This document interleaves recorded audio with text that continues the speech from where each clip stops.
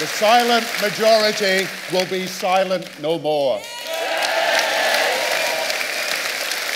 And our patriotic vision, proud of our Scottish identity, proud of our distinctive Scottish institutions, proud of the Scottish Parliament that we, not the Nationalist Party, created, and proud that with the powers of that Parliament, we can guarantee that the National Health Service will be in public hands, universal, free at the point of need, as long and as ever as the people of Scotland want it. I'm proud also that we're increasing the powers of that Parliament. Faster, safer, better, friendlier change than ever the Nationalists could propose. I'm proud too that we cooperate and share. Indeed, we Scots led the way in cooperating, sharing across the United Kingdom. Common defence, common currency, common and shared rights, from the UK pension to the UK minimum wage, from each according to his ability to contribute, to each according to his needs. And that is the best principle that can govern the life of our country today. And up against our patriotic vision, up against a nationalist vision that has only one aim in mind: to break every single constitutional and political link with our friends, neighbours and friends in the United Kingdom, and we will not have this. The vote tomorrow is not about whether Scotland is a nation. We are, yesterday, today and tomorrow. It's not about whether there's a Scottish Parliament. We have it after a referendum 10 years ago. It's not about whether there are increased powers. We are all agreed to increase the powers. The vote tomorrow is whether you want to break and sever every link. And I say, let's keep our UK pension, let's keep our UK pound, let's keep our UK passport, let's keep our UK welfare state. And let us tell the undecided, the waverers, those not sure how to vote, let us tell them what we have achieved together. We fought 2 world wars together. And there is not a cemetery in Europe that does not have Scots, English, Welsh, and Irish lying side by side. And when young men were injured in these wars, they didn't look to each other and ask whether you were Scots or English. They came to each other's aid because we were part of a common cause. And we not only won these wars together, we built the peace together. We built the health service together. We built the welfare state together. We will build the future together.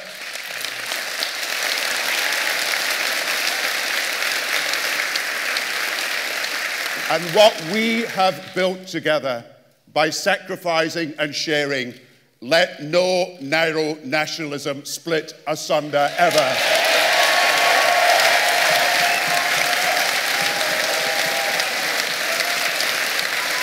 And let us tell also those people who've been told unfairly by the nationalists that if you vote no, you're a less than patriotic Scot. Tell them this is our Scotland. Tell them that Scotland does not belong to the SNP. Scotland does not belong to the Yes campaign. Scotland does not belong to any politician, Mr. Salmon, Mr. Swinney, me or any other politician. Scotland belongs to all of us.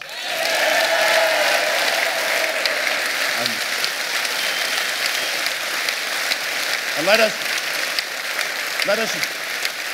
us tell the nationalists, this is not their flag, their country, their culture, their streets. This is everyone's flag, everyone's country, everyone's culture, and everyone's street. And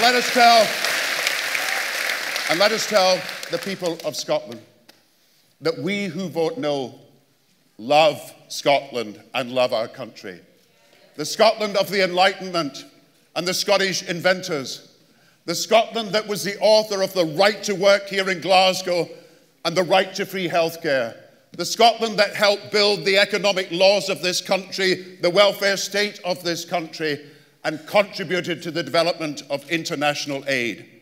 And you know, all these achievements, and all the more achievements I can mention, these happened not outside the Union, but inside the Union. They happened not in spite of the Union, but because of the Union.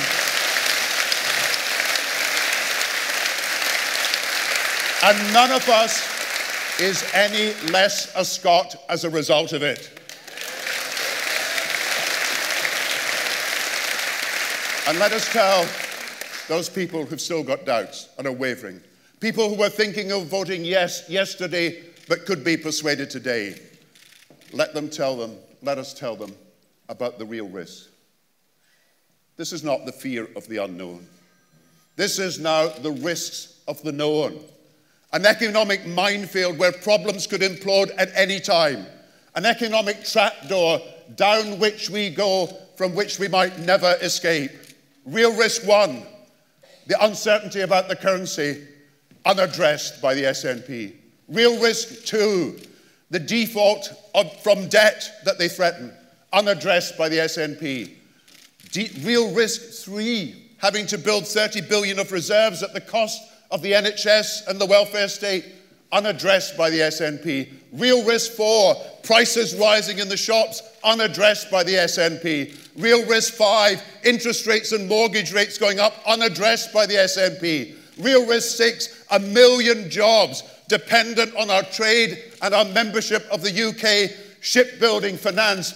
All the problems unaddressed by the SNP.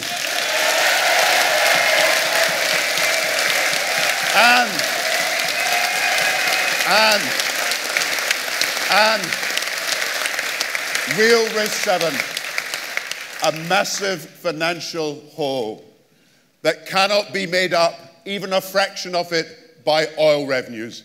A massive financial hole that means the risk to the National Health Service does not come from us, it comes from the policies of the Scottish National Party.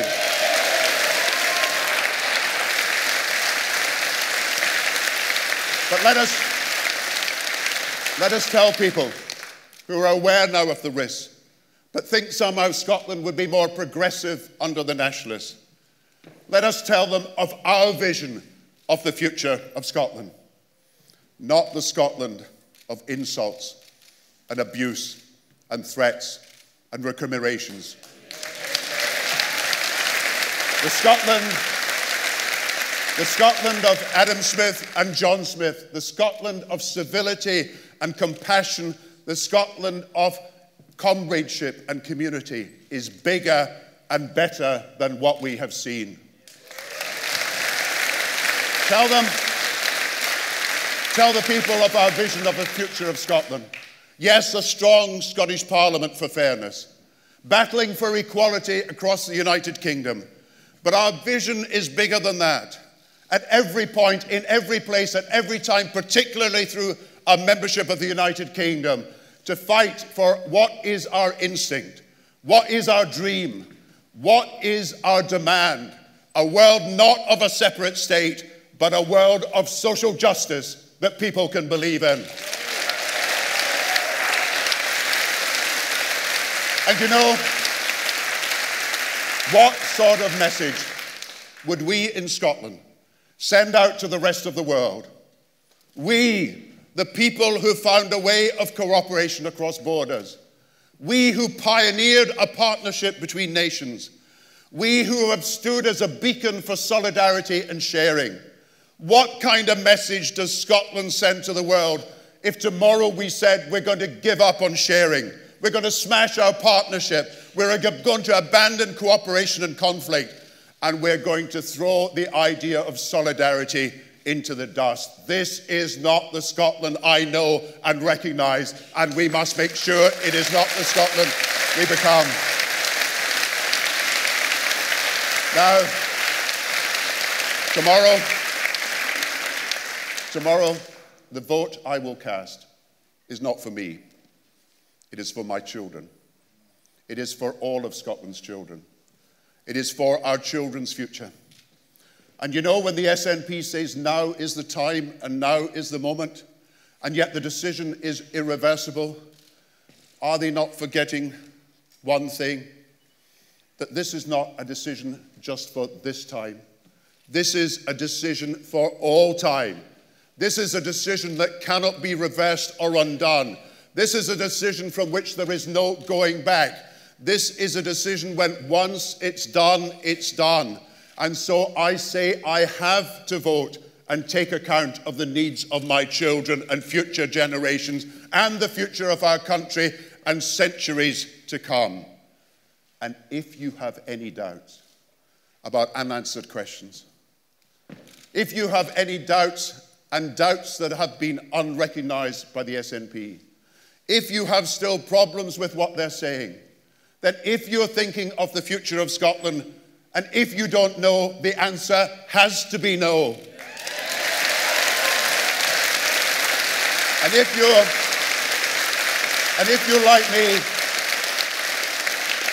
you're like me and a million more people who are convinced that the case for cooperation is greater than any case put for separation, then I say to you, hold your heads high, show dignity and pride, be confident. Let us have confidence that our values are indeed the values of the majority of the people of Scotland, that our principles of sharing and cooperation are far better and mean more to them than separation and splitting apart. Have confidence that people know that our Scottish Parliament and its new powers give people the powers they need and meet the aspirations of the Scottish people. Have confidence. Stand up and be counted tomorrow. Have confidence. Have confidence tomorrow, and have confidence enough to say with all our friends, we've had no answers. They do not know what they are doing.